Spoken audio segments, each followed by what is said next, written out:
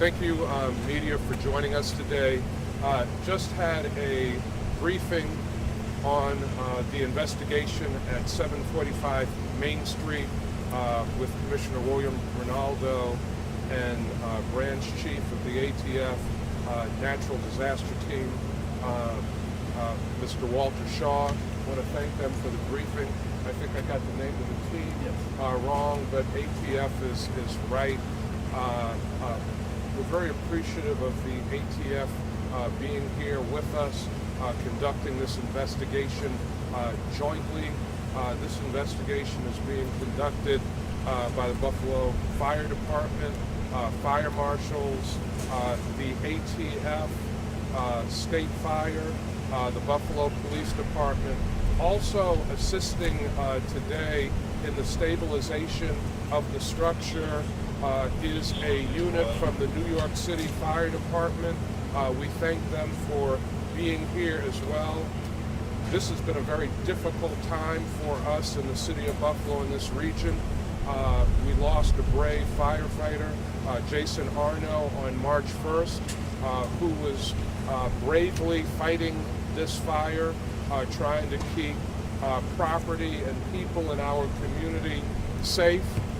We are very thankful and appreciative for the ATF and other agencies being here to assist us with this investigation. The ATF coming in brings significant resources, which is very helpful to our fire department and the city of Buffalo. Again, we continue to pray for firefighter Arno's family, his colleagues in the Buffalo Fire Department.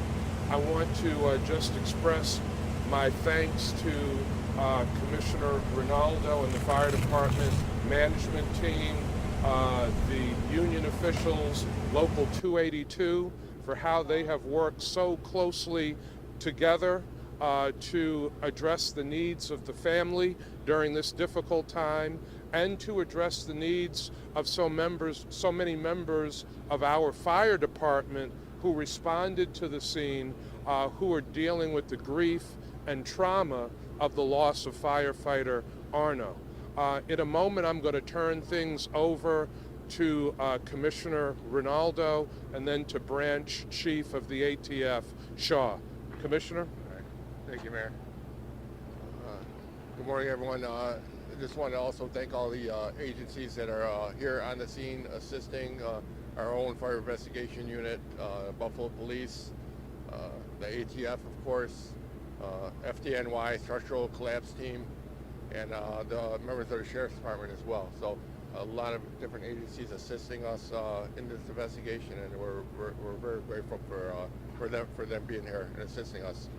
Also want to mention that Jason Arno, Jay was transported yesterday from ECMC by procession, very long procession, to the Amagon Funeral Home on Delaware and West Ferry, and that's where the wake is going to take place. His wake will take place on Thursday from 2 to 8 at Amagon Funeral Home on Delaware and West Ferry.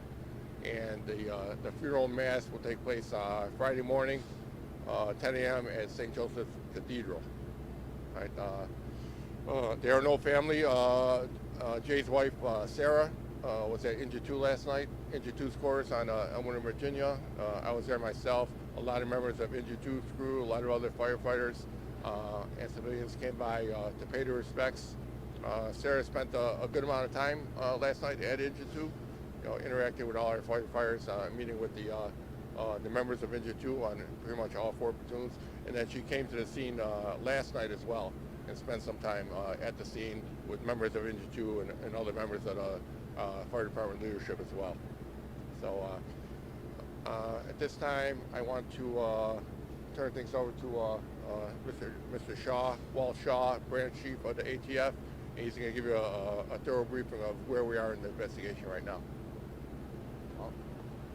Chief, can you spell your name for the cameras? Sure. My name is Walter Shaw, S-H-A-W. First off, ATF values our partnerships with the state and local agencies here in Buffalo, and at the same time we grieve with the city for the loss of their brave firemen. We're here and we're honored to be here at the request of the Buffalo Fire Department to assist, and we're beginning our investigation into what caused this fire. As you can see working behind us, we're working very slow today and into this scene because of the structural stability of this building is very compromised at this point. We're working our way into the building, looking at different types of potential fire causes and ruling those out as we go along. And hopefully towards the end of this week or the end of next week, we're able to come up with a hypothesis that we like that could explain how this fire started and what actually happened to the firemen. So we're here. We'll be here until we figure this thing out, and we appreciate the support of our state and local partners in the community, and we are very sorry that this event ever occurred.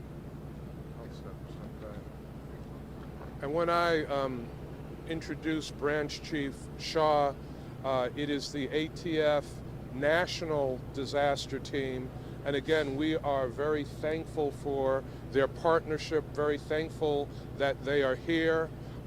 They have experience dealing with issues like this all across the country, and they've brought some of their most experienced people to Buffalo to assist us with this investigation. With that, we will open up for questions that the media has. Tim?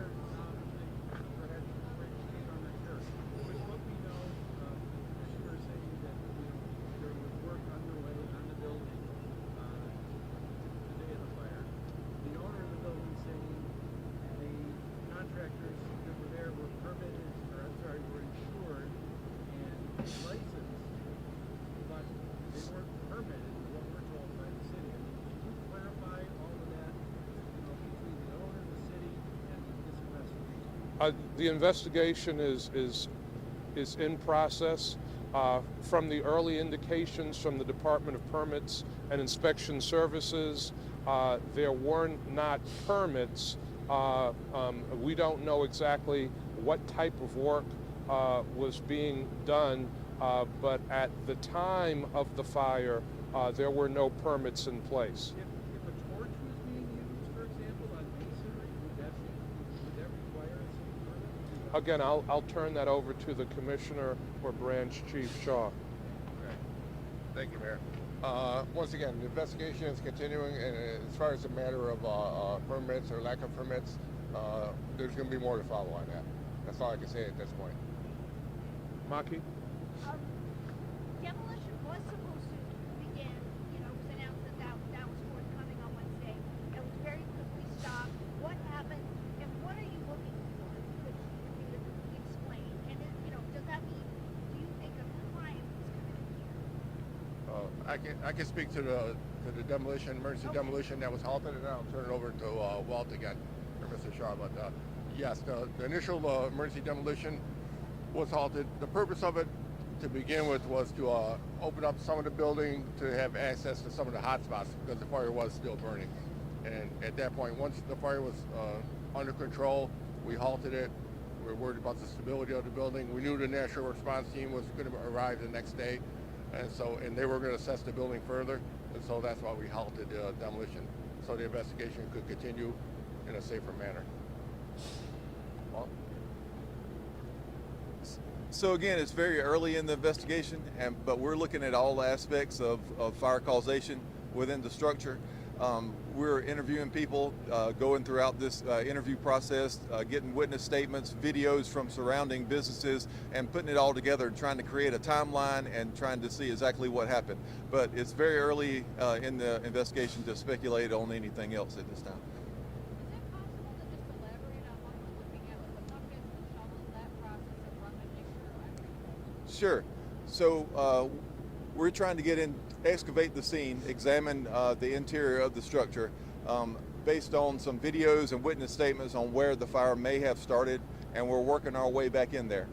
Why we're using buckets and wheelbarrows today is because The structure is built over a full basement and it can't handle the weight of any heavy machinery. We have heavy machinery on scene, but unfortunately we're not going to be able to use those pieces of machinery today due to the stability of the building. So we're having to hand excavate and hand pull out certain structural members and other pieces of debris to take a look at those items to see if they're of any evidentiary value. Anyone else? Yeah, have you been able to identify the workers and interview them? Yes, we have. Okay. Anything else? Have you spoken to them yet? Have you been able to speak to them? The workers,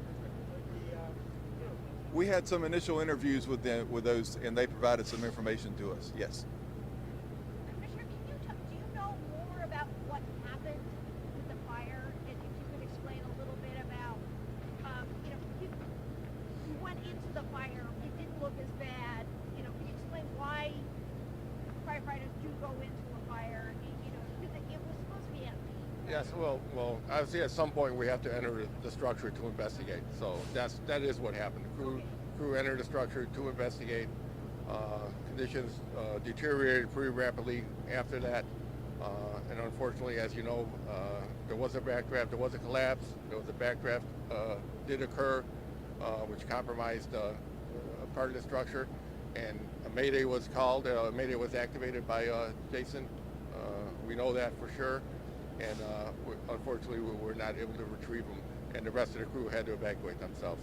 So that's what we know thus far. We're still trying to piece together, some of the other parts of the operation, but that's the basic. Was there a second backdraft too? That's what it sounded like. We do believe there was a second backdraft as well. Yes, we believe the first backdraft caused part of the structural collapse, and Jason was covered by a significant amount of debris, and that's why they were not able to retrieve him in time. Any details or information on the funeral arrangements yet? As to where it's going to be or when? Yes, I think I mentioned it earlier, but I'll repeat it. So the wake is going to be at Amagon Funeral Home, 2 to 8 on Thursday, and the funeral mass That's is Delaware going to be and Delaware and West Ferry, Amagon Funeral Home, Delaware and West Ferry, and the funeral mass is going to be at St. Joseph's Cathedral, 10 a.m. on Friday. Thank you, everyone. Just for clarification, The funeral is open to the public, yes. Thank you, everyone. thank you very much. Thank you.